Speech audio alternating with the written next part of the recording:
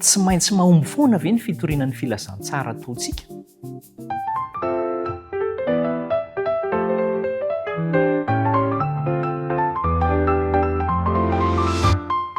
Isaorana be dehibe Andriamanitra tafaraka indray isika ary fahasoavana no nahatonga an'izany. Miarabanao am-pifaliana, mirary ny fiadanan'ny tompo hatrany hatrany hiaraka amintsika. Tsy maintsy hoe mahomby foana ve ny fitorinan'ny filazantsara? Sa misy fotoana koa mety tsy mahomby? Raha misy izay fotoana izay, inona ny antony tsy ahomby azan'ilay filazantsara? Hotrandrahantsika izay fanontaniana izay. Ny zava-dehibe aloha izany dia nidiran'ny apôstôly Paoly tao anatin'ny tontolo anankiray izay misy olona mihevitra ny tenany fa tena manam-pahendrena na mametraka ny tenany ho ambony ara-pahatakarana noho ny hafa. Mety tsy izay ihany koa nefa ny heveran'ny tenany fa ao anatin'ny fikarohan'ny mpahendrena izay mety tsy mety ho tapitra naoviana naoviana. Fa tao anatin'izay fifandaharana izay dia niditra tamin'ny alalan'ny hoe nanatona tao Areopago zany ny apôstôly Paoly. Izay ilay tontolo kevitra diniantsika. Ary ny fidirany tamin'izay fotoana izay no nahitany sy nanirahan'Andriamanitra azy ho amina hirika anankiray hitoriana amin'ireo filôzofa maro samihafa izay vory amin'ny toerana fivorian'ny mpitady fahendrena sy ny mpikaroka fahendrena io. Tsy hoe tonga dia nitratrevatreva akory ny apôstôly Paoly, na koa hoe araka ny fitenintsika hoe miseho ho izy, fa nitandrina fatratra izy tamin'ny fiteniny ary nanetry tena fatratra mihitsy azy izy. Izany koa ny tokony ho alaina tahaka.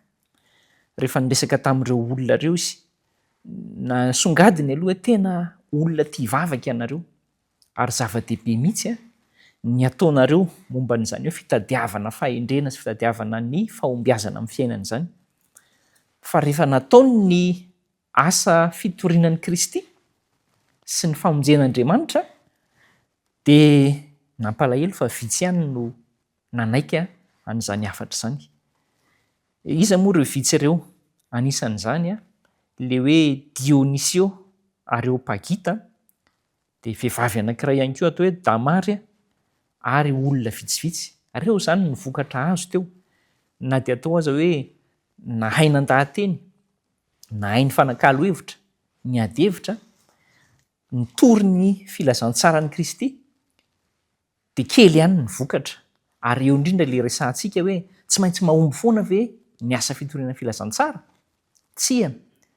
Inona ary ny tena antony mahatonga an'izay tsy fahombiazana izay? Ny antony dia izao. Eto tsy ilay mpitory no tsy nanaiky avy amin'Andriamanitra ka hoe nandeha tamin'ny herin'ny tenany, fa ilay olona hitorianan'ny filazantsara no nametraka ny tenany ho lehibe.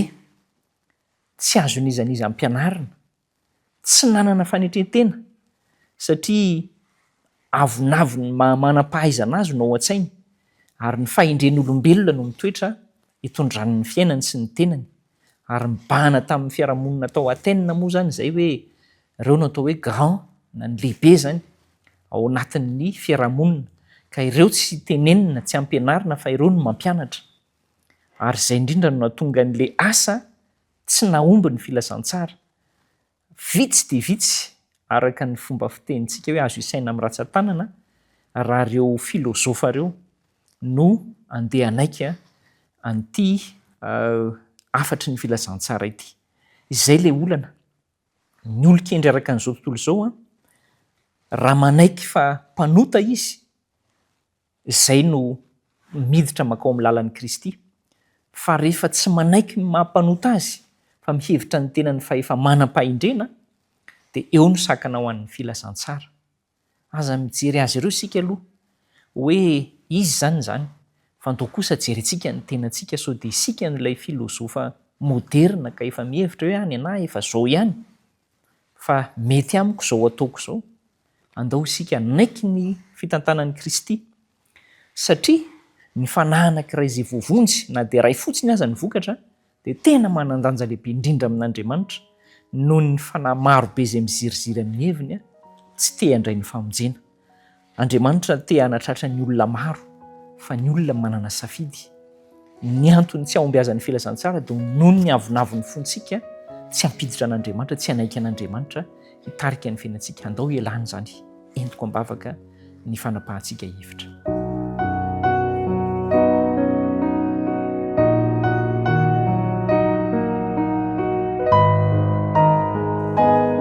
Tompo, mifona aminao zahay fa izahay mihitsy no manana avonavona amin'ny fiainana.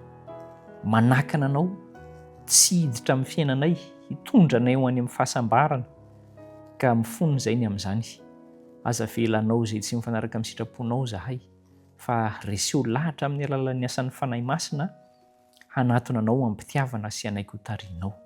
Amin'ny anaran'i Jesosy no angatahana izany. Amen.